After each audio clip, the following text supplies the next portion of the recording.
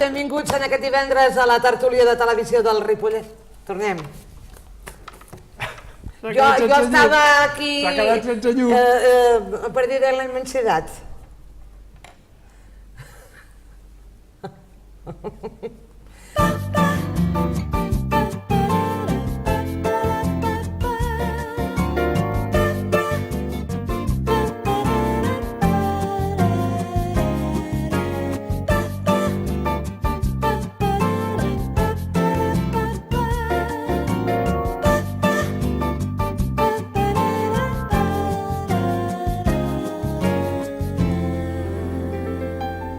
Bon dia i benvinguts a la tertúlia de televisió del Ripollès, benvinguts a la tertúlia del magazín. Ens tornem a retrobar amb tots vostès en aquest divendres 16 de juny de 2017. Divendres, això vol dir que encarem el cap de setmana, que serà calorós, diuen que baixaran 1 o 2 graus les temperatures, o sigui que no s'emocionin si pensaven que les temperatures baixarien. Busquem-li la part positiva, que suposo que és la que buscaran també en totes les notícies els nostres tertulians del dia d'avui. Senyor Lluís Sabata, bon dia i benvingut. Bon dia, moltes gràcies. Busquem-hi la part positiva. Sempre s'ha de buscar la part positiva de tot, o no? Sí, i tant. Sabeu que últimament ja fa molt temps que no em vull enrabiar amb ningú, ni amb el temps, ni amb la situació, ni amb res. Sí, és positiu, que fa calor. Podem anar a la platja, podem anar a banyar a les piscines, podem enxufar els aires acondicionats, podem gastar llum, gastar electricitat. Com són aquests de les elèctriques, sempre mirant a veure com podem gastar més, Després diu que l'apreto. De fet, no. Vosaltres sabeu que sempre fem campanya. Cada dia el marge està menys vinculat al consum i s'estan fent moltes campanyes d'estalvi energètic, precisament en aquest sentit. Ja fa temps, i amb aquestes tertúlies us ho he dit alguna vegada, que l'estalvi sempre he defensat que ha de ser una nova font d'energia. Una nova font d'energia, en lloc de connectar una central nova, una central nuclear nova, doncs si fem estalvi potser podem aconseguir l'equivalent d'una central nuclear menys, per exemple. Hem començat parlant de temps, no sé si per l'altre cantó el temps també porta aquest estalvi energètic que ens recomana. No he dit estalvi energètic, he dit més consum energètic. Més consum, vaja, que total, que la factura ens arribarà alta. Permeti que ho digui així, que així ens entenem tots. I tant. Una altra cosa és que si tothom mirés de consumir el que té de consumir just, com diu vostè, segurament necessitaríem menys centrals nuclears. No volia començar abans, però avui hem anat a prendre un cafè i només de prendre un cafè hi havia un comercial d'aquí del Ripollès que m'explicava que havia rebut la factura de llum i que es feia creus del percentatge d'impostos que portava, que és un tema que hem parlat aquí moltes vegades. Et mentalitzes a la gent que faci estalvi, llavors et miren la seva factura, però si jo... Jo ja faig estalvi. Ja faig estalvi, però un 65% del cost són impostos, com vols que estalvi? Aquesta és la part que no podem estalviar i que siguis millor o pitjor amb la teva economia, la rep tothom per igual. Això sí que és una desigualtat. Bon dia i benvingut, Xavier Casas, què tal? Molt bon dia. Calor? Molta sorprenent. Mirem la part positiva de la calor o no? Mirem, i tant. Mirem que ja està l'estiu aquí, que s'ha adelantat i totes les estacions són boniques, també l'estiu. Doncs anem a mirar si hi ha la part positiva de les notícies, que depèn de la visió que en tinguis, no? Segur que sí. Segur que sí. Diari Ara, ja saben que fem aquest repàs a la premsa nacional, l'estratègia del PSOE, fan una entrevista en el Diari Ara que diu estarem al costat de la llei per aturar el referèndum. José Luis Ábalos és portaveu provisional del PSOE al Congrés i futur secretari d'Organització i mà dreta de Pedro Sánchez. També ens parla el Diari Ara que la ministra Báñez ha anunciat 430 euros al mes per als Nini, per que els ninis trobin feina. D'aquesta proposta en parlarem amb els nostres tertulians, que també ens portarà a parlar de la renda garantida i de moltíssimes altres coses que estan passant en aquest país. Punt avui. A més de destacar que queden 7 107 dies per l'1 d'octubre. Ens diu que el cas Forcadell arribarà a la justícia internacional. El Parlament portarà al Tribunal dels Drets Humans d'Estrasburg la persecució contra la presidenta i la mesa.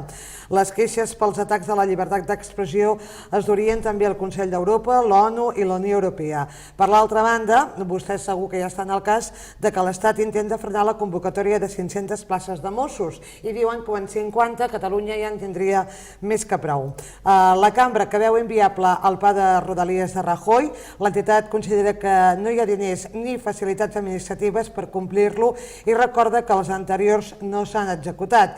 I en clau del món, el fiscal investiga Trump per l'obstrucció a la justícia.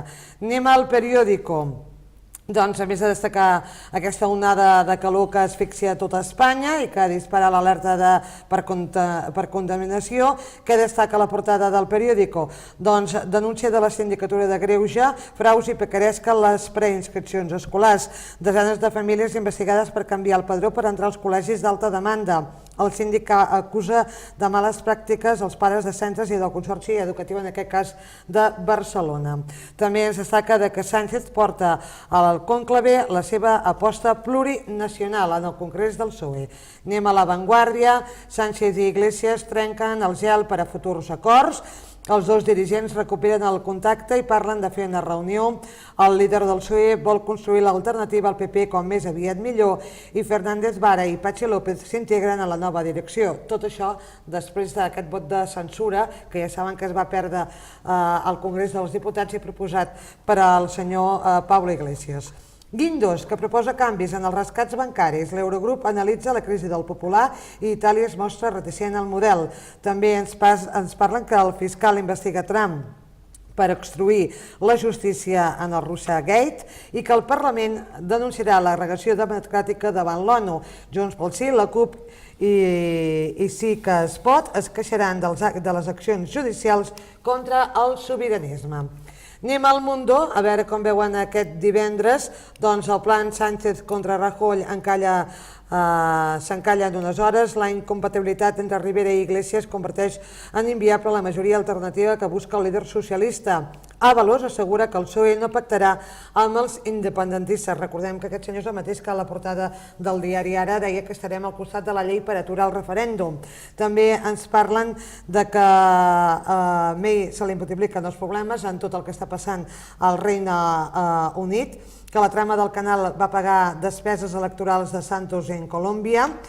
Estem parlant del canal d'Isabel II, que també fa llum, senyor Sabata. És curiós que sempre que ve vostè hi ha algun tema relacionat. És que sempre es parla d'electricitat. També és veritat, segurament això. I anem a veure La Razón. Per una banda, cop de porta a la justícia, el violador de la paz va resultar ser el violador del ascensor que salió libre por la derogación de la doctrina Parot, aunque fue condenado a más de 300 años en el cuanto es el cuarto excarcelado que reincide. I també ens parla de que el 39è Congrés del PSOE, Sánchez matitzarà la seva Espanya plurinacional per pacificar a tots els barons.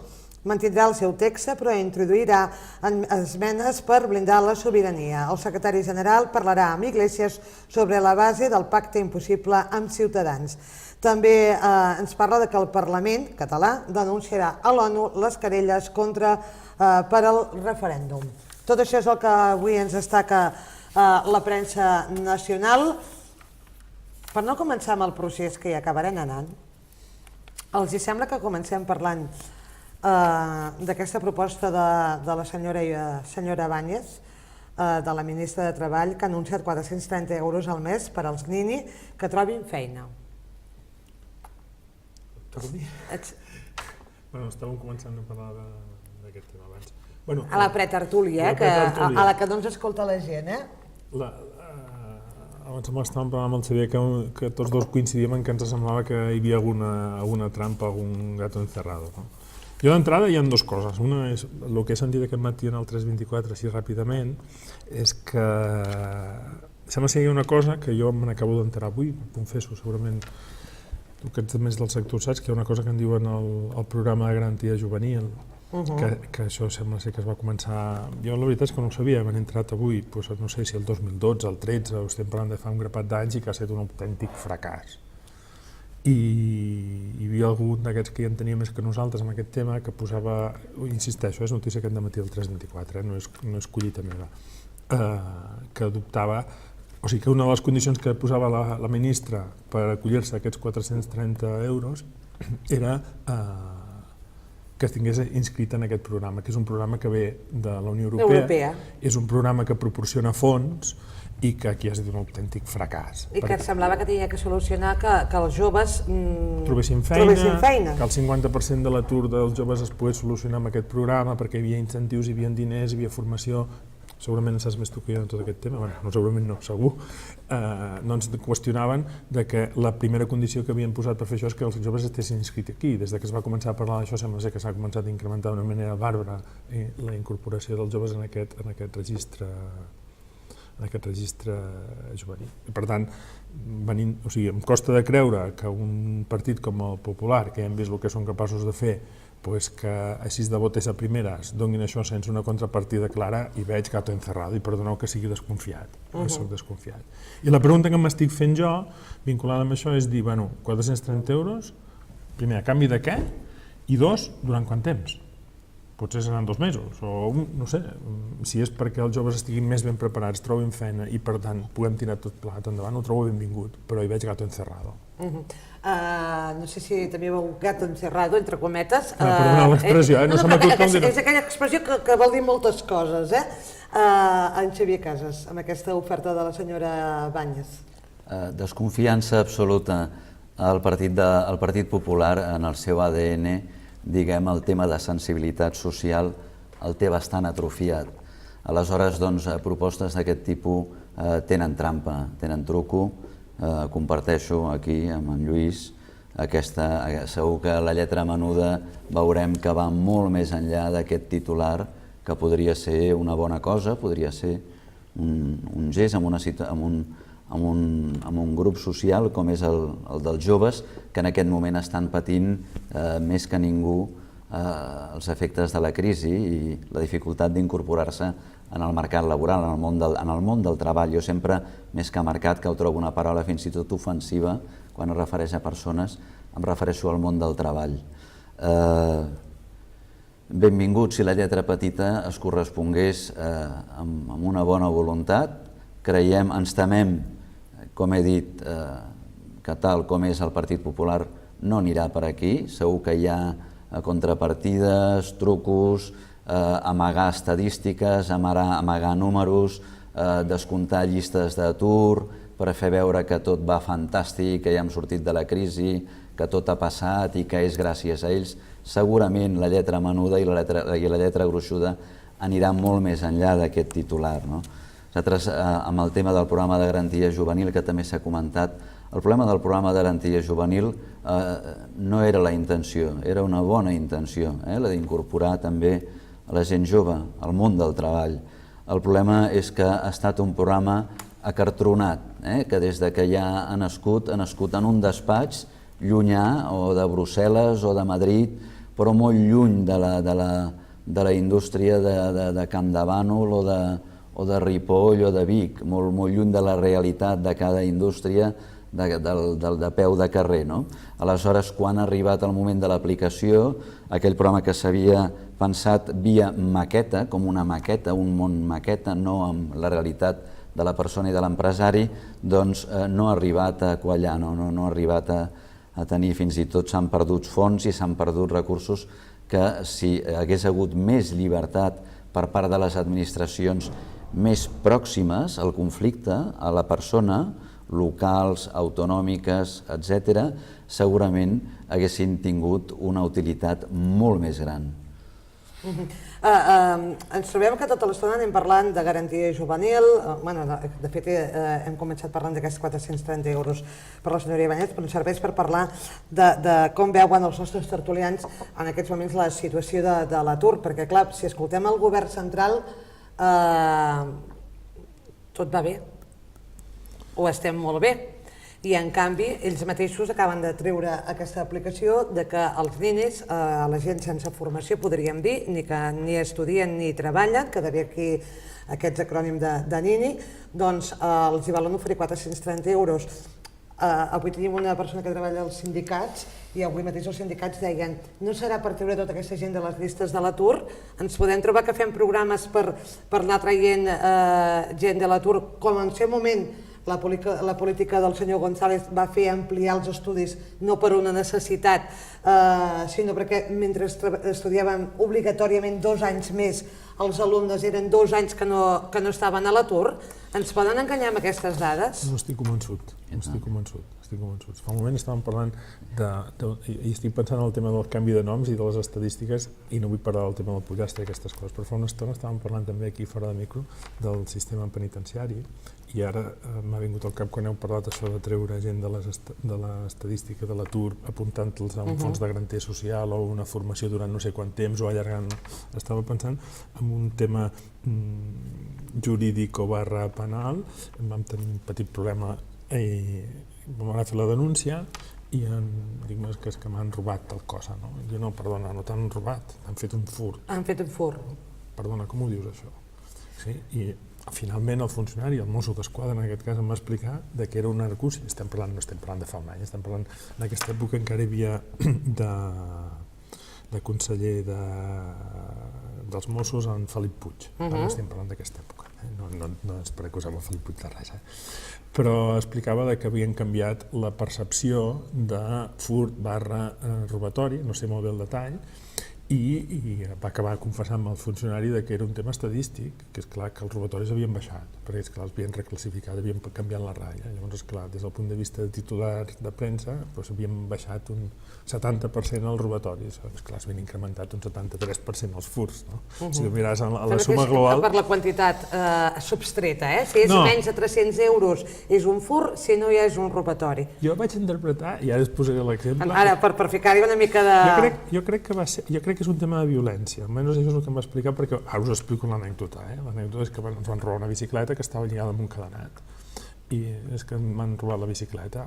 No, en tot cas han fet un furt. Va explicar això, dic, et faré 2 denúncies. Et faré una denúncia que m'han fet un furt amb la bicicleta i m'han produït un robatori d'un cadenat perquè me l'han trencat. Això sí que és violència, pel pobre cadenat. Em sembla que és per aquí la diferència, no estic 100% segur. Bueno, total, el que és l'estadística. Exacte, que l'estadística canviem els noms o canviem un barem per omplir-nos la boca i durant no sé quant de temps traiem els problemes de veritat de sobre. Respecte a l'atur, jo crec que és un problema greu, sobretot juvenil.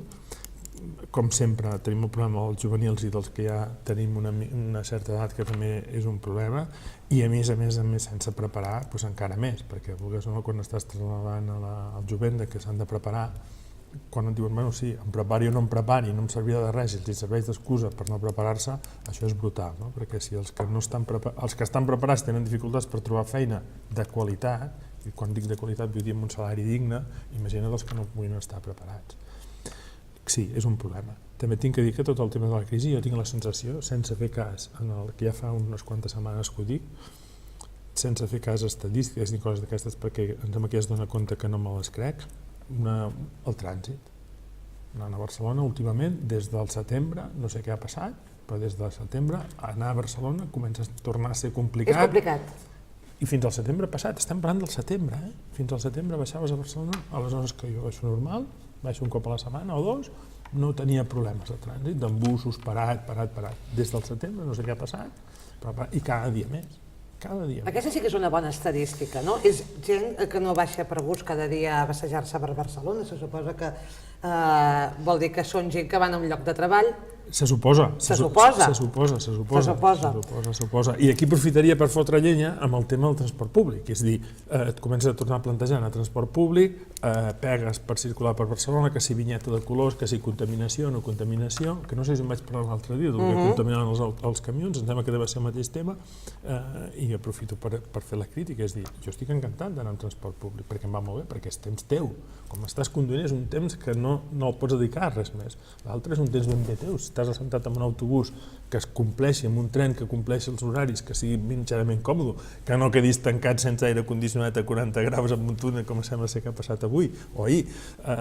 Jo penso que seria bo, potser abans de començar a limitar el trànsit hauríem de començar a pensar en aparcaments dissuasoris a les rodalies perquè els de comarques ens poguéssim acostar, potenciar el transport públic, sigui tren, sigui... i no sé per què m'he anat en aquest tema ara. Perquè el trànsit jo crec que és un bon medidor de la situació econòmica del país i per aquí hem anat que com hi ha molts cotxes hem de potenciar, avui també parlen de rodalies i com nosaltres tenim l'R3 aquí molt a prop sempre ens en recordem. Xavier, que hem obert diferents fronts, ens serveix per estadística? És una manera de treure gent de l'atur i dir que tot va bé? El país va millor, com diu el govern central, de dir tenim unes bones dades de baixa d'atur, te les creus o no, i després hi podríem afegir-hi si de veritat s'està reactivant l'economia. Tu que treballes molt amb els sindicats de les empreses en comarques gironines. Nosaltres som els primers que desitgem que sigui així, que hi hagi sembla a vegades quan ens toca a nosaltres dir surten les dades de l'atur i ens truquen de mitjans i ens demanen l'opinió, sembla com si haguem de ser els agoreros, de ser sempre en negatiu i sempre... I quan no és així, és tot el contrari. Jo desitjo comunicar tot el contrari, de que es va millor. Jo desitjo transmetre aquest optimisme, animar amb uns treballadors que ho han passat molt malament en aquests llarguíssims anys de la crisi i que nosaltres creiem que no ha acabat encara.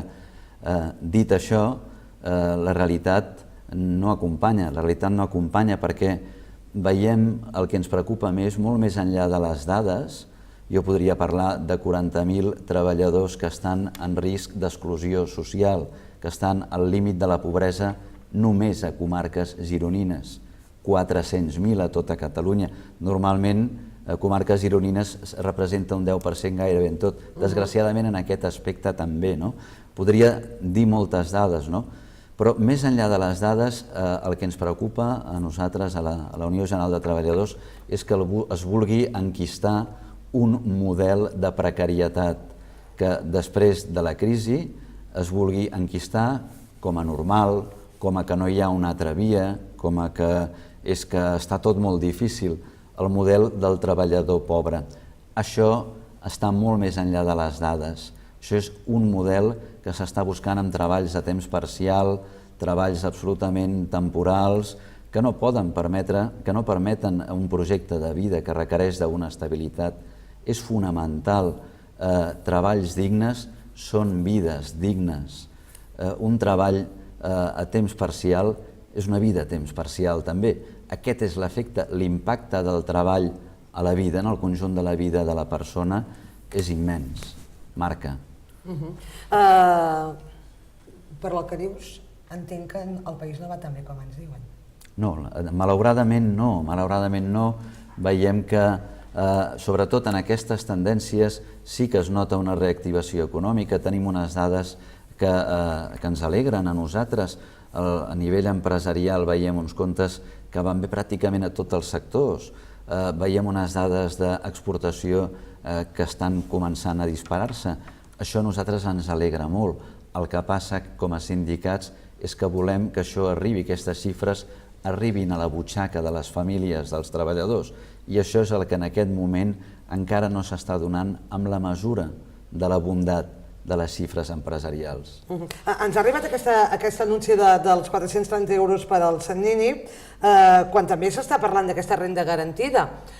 Jo no sé si el país està preparat per poder pagar tanta cosa, Jo el tema de la renda garantida no hi estic gens d'acord, perquè jo interpreto... Podria fer una puntualització amb el que estava explicant abans. Com si voleu intervenir els teus sense passar per mi. El tema del Xavier que em deia el tema del treballador pobre, això no pot ser. Ho estaves defensant des d'un punt de vista de dignitat i de treball, de vida parcial. Estic 100% d'acord, però és que jo hi posaria una cosa més. És un error macroeconòmic. És dir, si el treballador, que és la nostra base salarial, no té capacitat per comprar, permeteu que us ho digui així de bèstia, estem en una societat de consum, no té capacitat per gastar, això no tirarà endavant, està limitat. És impossible. O sigui, el treballador ha de poder gastar, ha de poder anar a comprar, avui parlàvem aquest mateix que parlàvem del tema, parlàvem d'un ventilador, ha de poder anar-se a comprar el ventilador. S'ha de poder anar a comprar el ventilador perquè el que fabrica ventiladors els pugui vendre i aquest que els fabrica pugui anar a comprar el cable i pugui consumir molta electricitat. És una broma, però insisteixo, o sigui, no només és un tema de dignitat, sinó és un tema macroeconòmic i si ens equivoquem amb això és pan para hoy y hambre para mañana. Hem de saber repartir, no soc comunista, que quedi clar, però s'ha de saber repartir aquesta riquesa, no per res perquè reverteixi en més riquesa. És que la paraula, després en continuem, però la paraula treballador empobrit la comencem a sentir molt. Sí, treballador pobre, treballador que no arriba a final de mes, el treballador que necessita de serveis socials. Jo coincideixo absolutament amb el que ha dit en Lluís, però absolutament vol dir absolutament. Doncs ja està. Sabeu què vol dir això? Que si dues persones que pensen a vegades en extrems diferents coincideixen, és que el problema hi és i que els que ens governen hi haurien de posar mà. Una altra cosa és si veieu que les polítiques que hi posen van encaminades cap aquí o no van encaminades cap aquí. Jo tinc la sensació que no. Estàvem parlant de la garantia... Sí, des del meu punt de vista, el tema de la renta garantida. De la renta garantida, jo penso que és un error, és baixar el límit o pujar el límit de la pobresa. És dir, si tothom compta... Vaig amb el tema, per exemple, analogies que faig, no? És dir, el tema dels pisos. Els pisos van anar pujant de preu a mesura que anaven baixant els tipus d'interès. Per què? Doncs perquè el compte es feia al revés. És dir, tu fins quan ets capaç d'hipotecar-te amb el sou estàndard que tens per al teu nivell, quin percentatge d'interès pots pagar i en funció d'aquest percentatge d'interès treus els anys, en funció d'aquests anys treus el capital que pots. Això, el que venia als pisos sabia que fins a aquell punt podia arribar. Si t'apretava una mica més li costaria més de vendre, si t'apretava una mica més li costaria menys. Però el nivell era aquest. No tenia res a veure amb els costos del ciment, de les... És un tema de... En aquest cas ho veig igual. Si tothom té un salari mínim, saps que tothom cobra 400 euros, les coses seran en proporció 400 euros més cares. Perquè els 400 euros ja tothom hi compta. En aquest sentit, jo no ho veig bé. I una altra, deixeu-me que, i aquí segurament que discreparem al 100%, que som extremadament llatins. Amb els temes de feina, jo he parlat amb companys meus que ara això ja fa un temps, de buscar personal, de quan hi havia crisi, de que la gent entrava a l'atur, i em deien, no cal que t'encaparris, perquè el que entra a l'atur, mentre estigui cobrant de l'atur no té cap mena d'interès de seguir buscant feina, perquè és clar, amb el que s'està pagant avui en dia i el que s'està cobrant, m'estiu més cobrar un 70% o un 60% del que em pagaran treballant, dedicant-me 8 hores, esforçant-me, suant, no sé què, tinguem que complir uns horaris, m'estiu més cobrar el 50% i em llevo a les 8 del matí i tinc la feina feta, no puc anar a córrer. Clar, això és un error de partida i en aquest pas voldria tornar al punt inicial. Això penso que només s'arregla d'una manera, com que la gent no canviem, només canvia per educació, no hi ha una altra, i hem d'insistir en el tema d'educació. Sí, en aquest sentit, a veure, nosaltres sí que estem a favor de la renda garantida de ciutadania, no és un invent de Catalunya, això ja s'està aplicant a Euskadi i a altres comunitats autònomes, i justament on s'aplica aquest tema del frau no supera el 5%. És un frau molt controlat, depèn també de l'administració que s'hi posi, perquè evidentment sí que hi haurà persones que ho voldran utilitzar, no? Com sempre, com amb tot, no? Però aquí és on l'administració ha d'anar viva, no per aquesta minoria que segurament ni arriba al 5%, ens hem de carregar l'altre 95% que realment ho necessita de veritat, no? O sigui, això també l'experiència que ja es dona, on s'està aplicant, es veu que aquesta picaresca és ínfima, és petita, és un percentatge molt acotat i que si l'administració ho fa bé, doncs pot anar bé. Nosaltres com a concepte ens agrada perquè precisament en aquest moment en el que veiem pobresa en el carrer, en el que veiem gent que s'ha d'abraçar a ofertes de feina absolutament insultants per desesperació, en el que hi ha molta por a perdre qualsevol cosa, perquè no tot és una feina, hi ha coses que es poden dir qualsevol cosa, la renda garantida representa com una garantia pel treballador. Li fa encarar aquella oferta de feina amb ganes, perquè està clar que no es pot viure amb aquestes quantitats de renda garantida, tothom té voluntat de viure millor econòmicament, de prosperar, però se li dona una tranquil·litat en el sentit de dir vostè no es quedarà tirat. I amb els graus de pobresa que hi ha en aquest moment i de situació desesperada que hi ha en aquest moment, per la Unió General de Treballadors és molt benvinguda, molt ben rebuda aquesta renda garantida de ciutadania. El de la picaresca entraríem, algun s'aplica i al país nostre, No havia entrat en aquest tema de la picaresca, no havia ni posat aquest tema, sinó parlàvem només a nivell macro, en el sentit de dir que és com a pujar el nivell. Estic d'acord que és un llindar de seguretat, una xarxa, ho entenc això que dius, però des del meu punt de vista, mirant-ho globalment, tinc la sensació de que això tot s'encarirà. És com encarir-ho tot plegat, pujar a aquest nivell i dir, escolta'm, ara el teu nivell és 0, per tant, tot el que passi de 0 és una cosa que has de pagar. Si tu el teu nivell, el nivell mínim no és 0, sinó és més 100, per tant, això que abans valia 100 ara en valdrà 200. Mal exemple. Nosaltres com a sindicat el que ens alegra molt que s'encarirà són els sous. Els sous dels treballadors, evidentment, s'encariran perquè no es podrà acceptar qualsevol cosa. Si no hi ha un diferencial prou gran, doncs m'estiu més la renta garantida que anar a treballar. En aquest sentit segurament és bo. Amb la qual cosa l'empresari es veurà obligat a pagar millor o donar una estabilitat que ara mateix no s'està donant. I si l'empresari no pot? Perquè la situació de mercat també li ha obligat a baixar els preus, Xavier? L'empresari les dues vessants. L'empresari no ha de basar la seva competitivitat amb el grau de treballador barato. Si ho fa així, malament.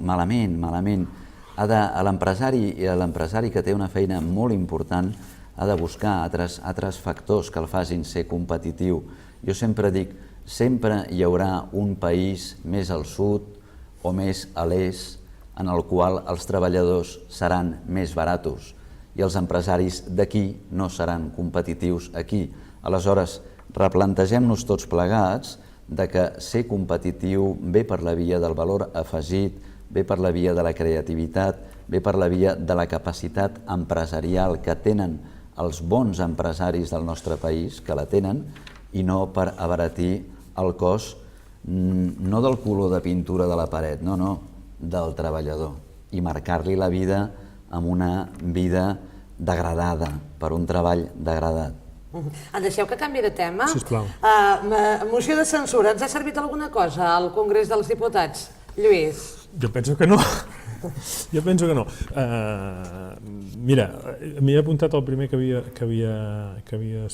primer dels titulars que hem vist, que em sembla que era potser de l'Ara. De l'Ara. Estarem al costat de la llei per aturar el referèndum. Aquest ho diu el que és la mà dreta del Pedro Sánchez, el que ara és el portaveu d'això, i nosaltres això ens ha de disgustar. Recordem que en Pedro Sánchez va guanyar les eleccions fa 4 dies defensant tot el contrari.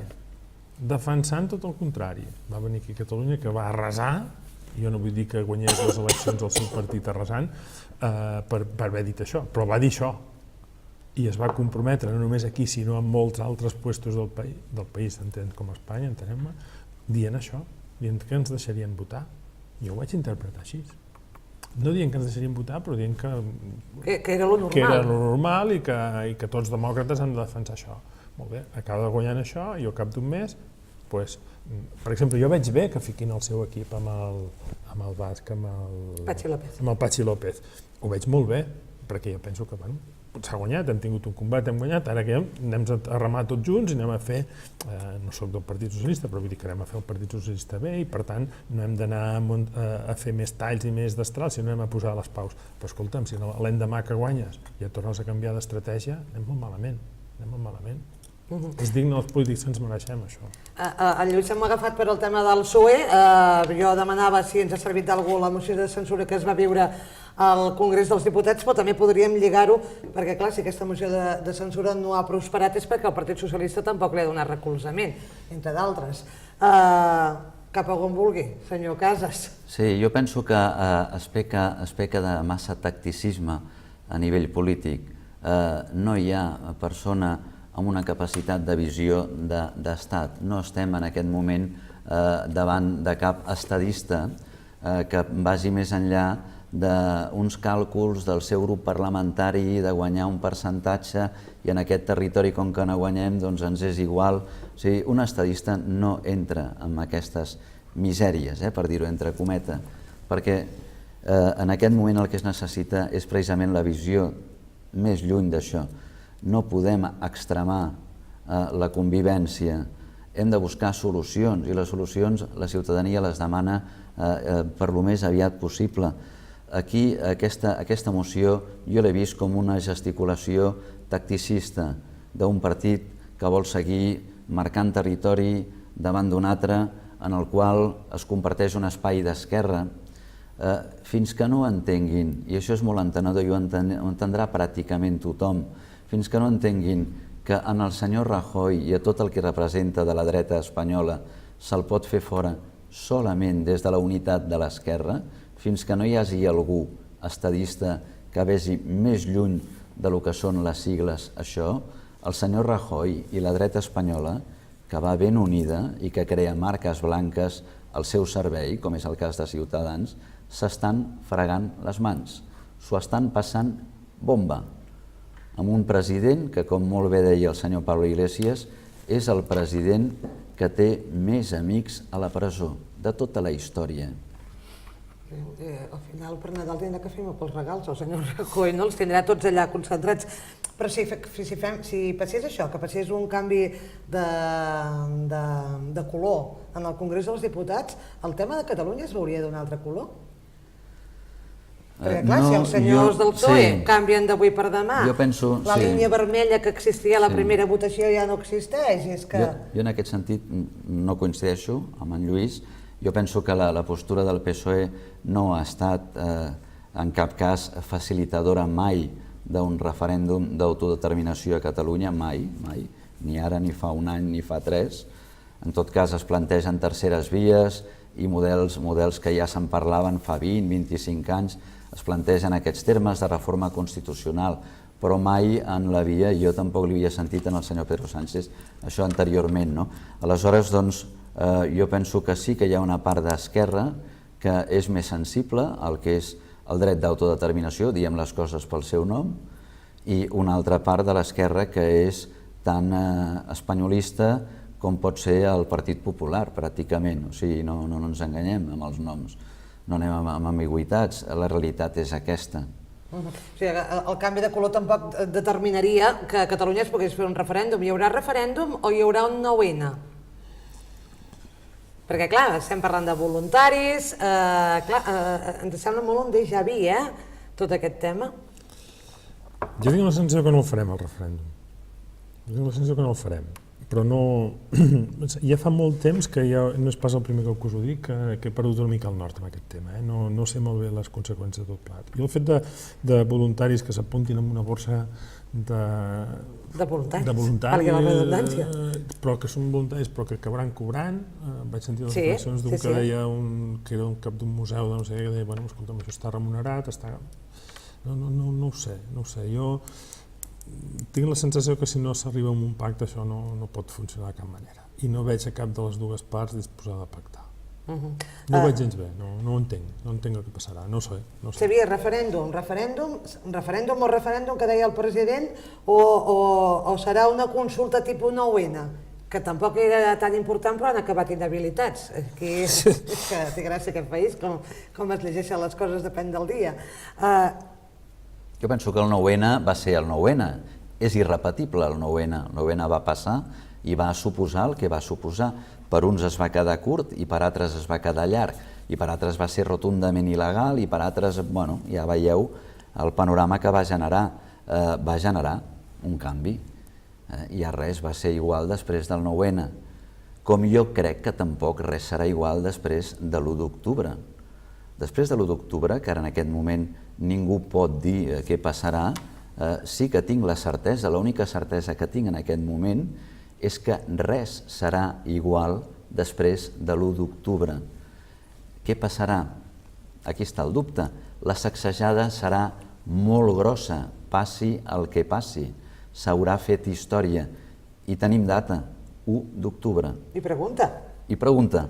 I pregunta, que a vegades és allò de dir... I una pregunta que en aquest cas no és gens ambigua. No, Sí. és allò, o sí o no. Sí, jo en aquest aspecte jo em vaig alegrar de conèixer la data i de conèixer la pregunta i que fos una pregunta, com sempre deien, bivalent, que és una expressió molt bona, però és cert, és una pel·lícula clara que no hi ha dubtes de... Potser podem discutir si és un país independent, republicà o no republicà, però ja és un matís, jo penso que a les altures que estem és merament simbòlic, no té massa de sentit. I jo segurament estic d'acord amb tu que a partir de l'1 d'octubre res no tornarà a ser igual, també hi estic d'acord, però és que jo penso que ja res és igual a partir del moment, ja no en el moment que es va dir la pregunta, sinó en el moment que el president Mas va fer un pas al costat i es va ficar en Carles Puigdemont per anar per aquest camí, jo penso que des d'aquell mateix moment la cosa és diferent. La cosa és diferent i es nota que és diferent. Es nota que és diferent i jo penso que a Espanya també ho nota. Com acabarà ni idea. Ara, és que tots estem fent allò de dir futurologia, però clar, és que hi ha moltes incògnites obertes. Hi haurà campanya pel sí, no hi haurà campanya pel no, o hi haurà campanya a tot arreu? Des del meu punt de vista crec que és evident que hi haurà campanya pel sí i campanya per al no referèndum. Pel no referèndum. El no referèndum. I jo això penso que és el gran error que podem caure i és el que ens acabarà passant, suposant que es fes un referèndum, no sé exactament com, perquè esclar, encara jo avui sentia que sí, que el referèndum és perfectament legal. Llavors em costa d'entendre que una gent que tenen tots els estudis, tots els juristes habidos i por haver, diguin que és legal i els altres que tenen exactament els mateixos els han estat i diguin que no. Perquè la llei és interpretable. Aquest és el problema de la llei, no? Que tot es pot interpretar. Aquest és un gran problema. Que dos jutges veuen la mateixa qüestió, la veuen totalment diferent. I depèn del jutge que et toca, doncs o ets innocent o ets culpable. Sí. Jo ho deia en Pacheco, que la justícia és un cachondeo, era l'exalcalde de Jerez. He perdut una miqueta el fil. No, allò de dir, diu el que passarà i també les conseqüències, no? Sí, i estava pensant una altra vegada amb el tema, per exemple, de Brexit, no? Ahir en parlàvem també amb els companys i escolta, hi haurà Brexit o no hi haurà Brexit? Sembla ser que van votar que sí, que volien marxar. Però tampoc ho veus tan clar. No, tampoc ho veig gens clar, perquè la Theresa May, i no vull marxar, no vull fugir d'estudi del país. No, és que és molt comparable. Però és que és una passada, o sigui, fixa't que els hi surt que sí, per tant s'han d'atendre les conseqüències i anar per sí. Jo estic llegint un 11N repetit, fan unes votacions, surt que sí, la Theresa May es veu forta, com es veia fort l'Artur Mas després de les manifestacions de l'11 de setembre, convoca un referèndum i si abans estava just, ara està justa i mig. És que és la còpia idèntica del que va passar aquí, Pobre, a més li surten els enanos, perquè clar, diu, sí, ens ha sortit independent, hem de fer un Brexit, surten els d'Irlanda del Nord i diu, bueno, escolta, si vols marxar, marxeu, però nosaltres ens quedem. Surten els escocesos i diuen, bueno, escolta, ens hauríem de replantejar el nostre d'això d'independència perquè, esclar, nosaltres volem tornar a votar perquè nosaltres sí que ens volem quedar amb Europa. Això està desencadenant... Que volem ser independents de vosaltres, però volem estar dins d'Europa, no? I Europa els diu que, bueno, que ens ho podem plantejar. Llavors el que està fent això és descarregar-vos, en recordeu de la frase aquella d'en Rajoy, i Europa també. Doncs, clar, amb tota la colla d'en Rajoy l'estan deixant desarmats, perquè... Xicos, no sé. Sí, que estem en un moment difícil, Xavier? Jo una mica tocant aquest tema, crec que la clau de tot serà la participació, el grau de participació que es produeixi el dia 1 d'octubre.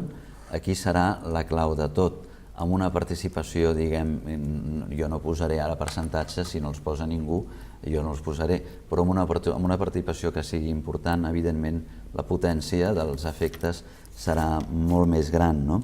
I després també, en relació al tema de si es pot fer un referèndum amb la Constitució actual, a veure, la sensació que hi ha generalitzada a la població és d'una justícia com un braç executor de l'executiu central, començant amb la Fiscalia, però seguint amb els propis jutges de les més altes instàncies. A nivell social, la sensació que hi ha és que aquesta sagrada, és que hi ha alguna cosa sagrada, separació de poders, no es dona. Aleshores, ara mateix hi ha hagut una sentència en relació a Euskadi de fa no sé quants anys, que ha sortit aquí i que han posat a l'aire les vergonyes de l'estat espanyol de tirar pel dret, això que fan tirar pel dret, no del dret jurídic, tirar pel dret de la muntanya, així ben clar. Jo, en aquest moment, doncs, la situació no podem anar més enllà perquè s'està parlant, però en el cas del Brexit també volia fer un esment, de vegades la història, lo irònica i sarcàstica que és, precisament se'ls explicaven als escocesos que per no ser expulsats o per no quedar fora de la Unió Europea, doncs, home, estaven bojos si votaven la independència, de què anaven, i precisament per quedar-se dins de la Gran Bretanya, en aquest moment, estan com estan. O sigui, la història a vegades et fa bromes molt pesades i de vegades falten estadistes, de vegades no, molt sovint falten estadistes que vagin més enllà del càlcul immediat d'aquelles dades de que el percentatge de vot o de popularitat o d'aquestes misèries, que vagin més enllà, que pensin en que ells quan acabin de fer aquesta feina doncs els hi puguin explicar als seus nets que van fer aquella cosa i no la van fer calculant ni guanyar més diners, ni obtenir un poder immediat i fàcil, no. Ho van fer per dignitat, perquè creien en allò que estaven fent. I jo penso que és el bagatge millor que li pot quedar a una persona, faci la feina que faci, amb un fuster fent una obra ben feta, a un empresari tractant bé els treballadors i sent creatiu i arriscant, a un treballador fent amb amor la seva feina. Això és el més important que li pot quedar a una persona, el que li pot explicar quan ja decida fer aquella activitat, també en els polítics. Mira, és que ha acabat amb una frase tan maca, és allò de dir el que és la dignitat. No anem a buscar ni el que és millor ni el d'allò, sinó per dignitat, que a vegades... Mira, és que se m'ha ficat el peu de punta, el bé que ho has parlat. Molt bé. Ho deixarem aquí, perquè se'ns ha acabat el temps, més que tot. Xavier, bon cap de setmana i gràcies per acompanyar-nos. Lluís, acabem amb aquesta frase. Sí, m'encanta. Estic segur que estàs d'acord, que hi ha coses que es fan no per guanyar-hi diners, no per quedar d'allò, sinó perquè s'han de fer. Perquè s'han de fer i perquè hi ha una cosa que es diu dignitat. Gràcies, de veritat, per estar amb nosaltres i bon cap de setmana. Gràcies a vosaltres. Ens n'anem per al dia d'avui, tornarem al vespre. Avui al vespre parlem de cinema, parlem de la Plec de Sardanes que arriba a Can Davano aquest dissabte i també ens anirem de festa, amb l'anem de festa. Tot això a partir de 8:45. Ara els deixem amb el Comarca Informatiu a la seva edició a migdia. Que passin una bona jornada i beguin molta aigua. Fins llavors, adéu-siau.